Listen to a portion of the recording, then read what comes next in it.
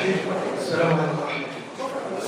أولا مسرور وجوه فاعلة وكنشكر الأقدار اللي تجمعنا اليوم. هو كنا كنتحدثوا كمهني بغض النظر على القضايا المهني اللي تتحمل المسؤولية. علاش؟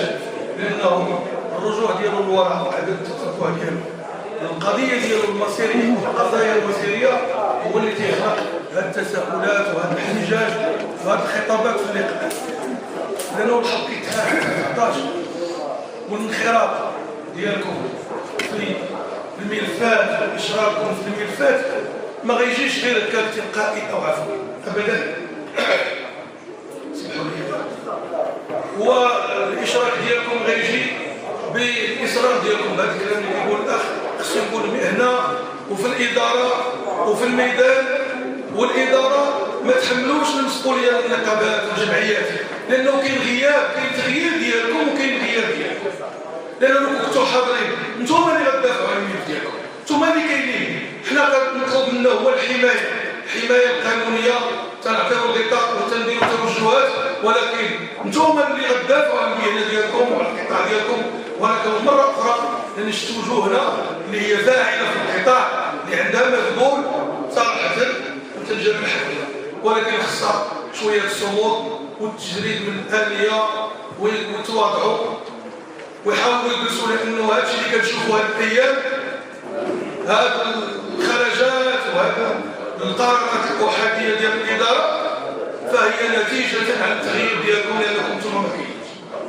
وهذه صراحة، لأن الإدارة خدامة تدير شغلات، والتطاحن والهضرة والكلام في بعض الأمور هي احنا في غنى عنها. اليوم أنا كنحضر معكم كمهني بالدرجة الأولى، كنحب هذه المهنة وكندافع عليها وغنبقى ندافع عليها. ما عنديش مشكل مع شي واحد، كل شيء أصدقاء ديالي. حاجة وحدة، نختلف مع أي واحد اللي غادي يمس في المهنة واللي غيمشي في واحد الاتجاه اللي ماشي فيه أنا. صدقة والعلاقة ديالي وكنوا لجميع الاحترام، كل شيء كنكلم الاحترام والتقدير، ولكن في المهنة ما نبغيش اللي يمسها ويمشي في اتجاه اللي غيمس بالمهنيين. وانا كنقولها بصراحة وسجلوا عليهم دائما، هذا هو الخطاب ديالي.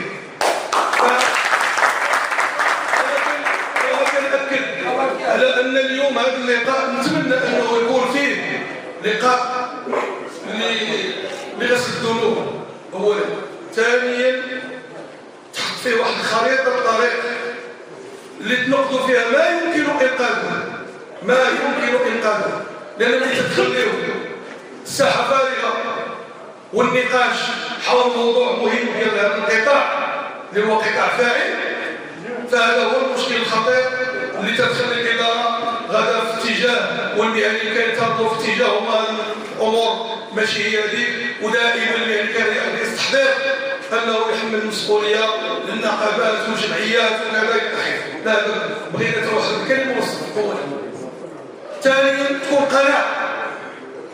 قناعة أنه تكون واحد الإرادة باش غندي واحد الرسالة، وتكون عندي إرادة، نكون عندي مبدأ ومواقف راسخة ما تكونش مزعزعة فيها خلل. فالمهنيين هم اللي خصهم يتوحدوا، هم اللي خصهم يتواصلوا ويحطوا قضية للنقاش ويحطوا القضية ديالهم ويناقشوها في جو كيسودوا الأخوة والوفاء والصدق والشرف. هذا هو النقاش اللي خصو يكون. أما ما يقع برا ولا شيء فأتمنى أنه يبقى جانبا وانتاجوا القضية وحدة اللي هي قضية مصيرية ديال هذا القطاع، لأنه قطاع مستهدف ومستهدف وغادي الإقبال ديالو وغادي القضاء عليه. ولكن مرة أخرى وكنتمنى من الإخوان الحاضرين في القطاع اللي فاعلين في القطاع يحاولوا يبدلوا استراتيجية ويتواصلوا أكثر ويتجندوا ويواجهوا الإدارة بالمطالب والحقوق المشروعة ديالها. هذا هو المطلوب. لسنا من دعاة تفرقة بالعكس حنا ندوها جمع الشتات، ولكن جمع الشتات مع الناس اللي كيخافوا الله وتيقدروا المهنه وتيستحضروا المصلحه العامه ديال القطاع وديال الصحه. وكنشكر الاقدار اللي جمعني معكم اليوم، وكنحيي الاخوان وكنقول انني انا مهني وسطكم اليوم، واللي ضركم ضرني، وانا معكم في اللقاءات في الميدان. اذا احتاجتونا ما احتاجتوناش حنا نساندكم باي شيء وبكل الوسائل اللي غتقدر جميع الاخوان، وكنشكر الجميع. وانا صراحه كنبغي اللي حاضرين وكنحب الناس اللي حاضرين اللي في المهنه وكنحب المهنه ودوز فيها يعني الفتره واللي خلاني نطول فيها هو الحيف والظلم ويعني والتضييق والتهميش والحقره اللي كانت في هذه المهنه، وما زلت مصر انني نبقى الناظر ولو قطر في البلديه.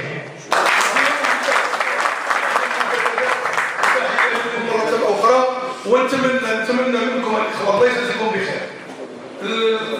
يعني خصكم تعرفوا واحد المسألة، الإدارة الملف ديال القطاع ديالكم ما واضحش في إدارة واللي غيوضحوه هو نتوما كل الوسائل.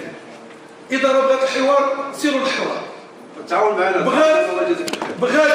بغات تعنتت الدستور كيعطينا الحق اننا نناظر احتراما للقوانين، احتراما لمقتضيات القوانين المنظمه للاحتجاج، وما ضاع حق من ورائه مطالب، وحنا قدامكم وانتم ورانا ان شاء الله.